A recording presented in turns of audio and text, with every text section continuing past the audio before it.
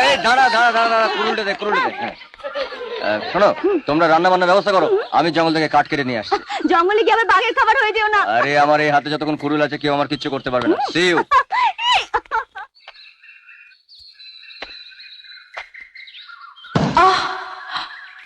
আমায় কেটো না।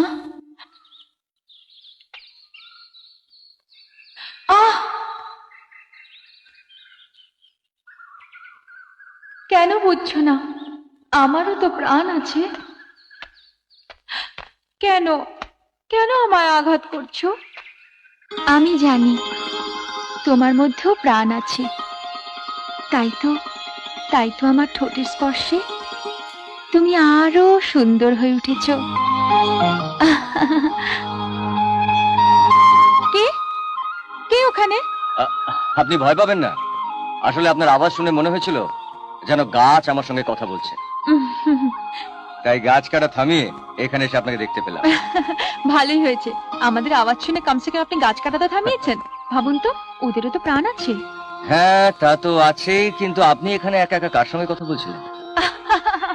আরে ওটা তুমি ডায়লগ বলছিলাম। ডায়লগ মানে? হ্যাঁ, আসলে আমাদের একটা অ্যাড এজেন্সি আছে, আমাদের মডেল ওই ডায়লগ গুলো বলবে। আরে কি আছে? আরে কিচ্ছু হয়নি, আমাদের আওয়াজ শুনে উনি গাছ কাটা থামিয়ে দিয়েছেন।